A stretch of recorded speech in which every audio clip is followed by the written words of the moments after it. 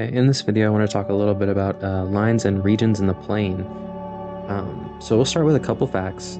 Points in the plane are given by x, y. So I have a plane here, and if I have a point here, it's labeled by x, y.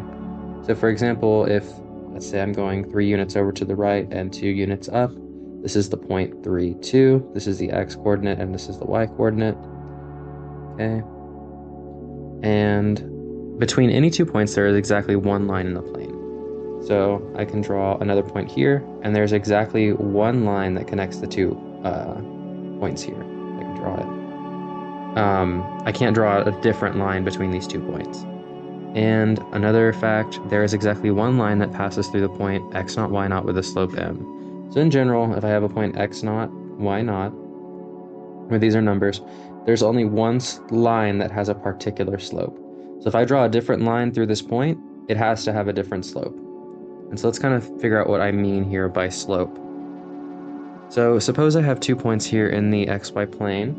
So let's say I have x1, y1, and the point x2, y2. Now there is a line that passes through them, and we say it has slope m, where m is equal to, let's write this in white here, y2 minus y1 over x2 minus x1. And if you notice, this is just a change in x. So we have how far we go over to the right. And then this is just the change in y on top here. So that's how much I changed in the vertical direction. And so my slope is, in other words, my rise over my run, or if you've seen this notation before, delta y over delta x, meaning the change in y divided by the change in x. So that's the formula for slope. And then from this, we can get equations for a line. So we call this guy the point slope form, and that is y minus y naught. So pick a point on the line. We'll say x naught, y naught. And it has slope m, so it's going to be m times x minus x naught. And this is the equation for a line where x and y here are variables, and x naught and y naught here are numbers. And then the other form you might get is the slope intercept form. And that is given by y equals m times x plus b. And this guy kind of comes from this guy. So b here is my y-intercept. So in this case, my y-intercept would be this point here, 0, b. Okay, those are the equations for a line. So looking at some examples, I want to give the points, given the points 1, 3, and -2, 2, give the equation of a line passing through them. So I am given 2 points. I'll go ahead and draw out what I'm looking at here. So if this is 1, this is 2, this is 3, and this is -1, -2. So my first point, 1, 3, is going to be right here. This is the point 1, 3. My other point is going to be at -2, 2. -2, sorry. That's here. And then there's a line that passes through them. If it'll straighten out. Yeah, good enough. And so I know that my slope, m, as seen before up here, is y2 minus y1 over x2 minus x1. So I'll call this guy x1, y1, and I'll call this other guy x2, y2. So my slope is y2 minus y1 over x2 minus x1. Okay, I don't know why that made an arrow there. So simplifying this out, I get -5 over -3. So my slope is 5/3. And then I can just pick one of these points that I'm given to plug into my point slope form here. So I get that y minus, I'll pick this first point here, right here. So it's going to be y minus 3 equals 5/3 times x minus 1. And then I can add 3 to both sides to put it into slope-intercept form. I add 3 to both sides.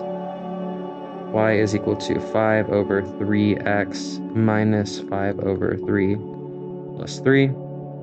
And if you simplify this out, doing a little bit of fraction algebra, you get that this is going to be plus 4/3. And this would be the equation of my line that passes through those 2 points.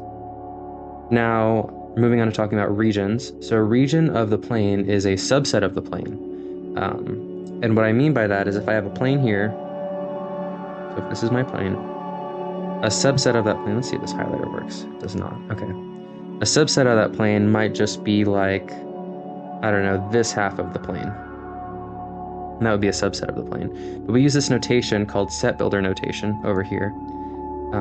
And this guy right here. And so it's read as the set of points xy such that whatever that dot dot dot means. So that dot dot dot is a rule. So for example, some examples here. So this is the set of all points such that x is greater than 2. So if you're looking on a plane x greater than 2, or we're looking at this region over here. And then another example would be the set of all x, y is the set of all points in the plane such that x is greater than 1 and y is greater than 0. So the next question is, what do these actually look like? So we're going to graph these 2 regions here. So we want to graph the region of the set of all points x, y, which is all points in the plane, such that 2 is less than x is less than or equal to 3. So I'll go ahead and label, let's say 2 is right here, and let's say 3 is right here. So that this strict inequality here tells me that it's everything strictly greater than 2. So we don't actually include when x is 2. So that would be all the y values where x is 2 are not included. And then at 3, we do include it because we have x less than or equal to 3. So we include all the y values where x is 3. And those are my boundaries. And so my actual region is this shaded area here between x and 3, including 3. Be that region. Now moving on, graph the region of all points in the plane such that y is greater than 0 and x is greater than or equal to 2. So I'll go ahead and say this is, let this be 2 here. And y greater than 0 means we're above the x-axis. So if y is strictly greater than 0, we have to be strictly above the x-axis. So we draw a dotted line here. We don't include all the points where where y is 0.